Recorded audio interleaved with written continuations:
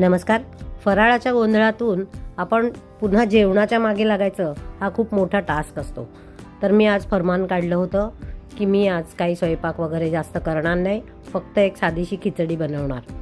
तर तीच आज तुम्हाला दाखवते. मी इथे जिरे, मोहरी, कढीपत्ता, हिंग घालून घेतलं तेलामध्ये. कांदा घातला, एकच कांदा घातला आणि टोमॅटो मात्र 2 घातले. हे सर्व छान परतवून घेतले. मीठ घातलं म्हणजे ते आपलं छान लवकर शिजेल या हिशोबाने मी मीठ घालून घेतलं आणि मस्तपैकी परतून घेतलं. ते झाल्यावर एक साईडला मी 1 वाटी तांदूळ भिजत म्हणजे धुवून ठेवले होते नितळवून. आणि आपण कसली खिचडी करतोय माहिती आहे का? तर मटकीची. माझ्याकडे मटकीचे दाणे मोड आलेले होते.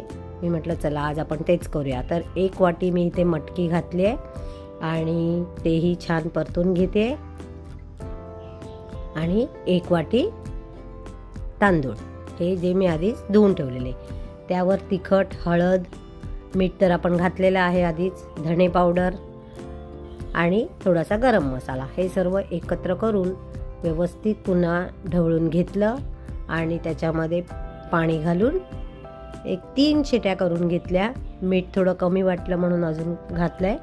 आणि एक सिक्रेट इन्ग्रेडियंट टाकलं आहे. ते जर तुम्हाला हवं असेल तर तुम्ही मला मेसेज करा.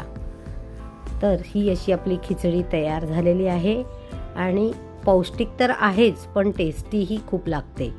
बरं, याच्याबरोबर आता मी काय केलं, एक पापड तळून दिला आहे, दही आणि तुपाची धार. बस थोडासा ठेचा घेतला आहे बाजूला. ठेचा किंवा लोणचं असेल तर अजूनच छान लागते खिचडीसोबत. तर अशी माझी ही आजची खिचडी तयार झालेली आहे. कशी वाटली सांगायला विसरू नका. लाईक, शेअर, सबस्क्राईब करा. आणि दिवाळीचा फराळ बनवताना खिचडी नक्की बनवा. खातात, बरोबर घरचे लोक खातात. चला तर मग भेटूया उद्याच्या भागात. तोपर्यंत इथेच थांबते. धन्यवाद.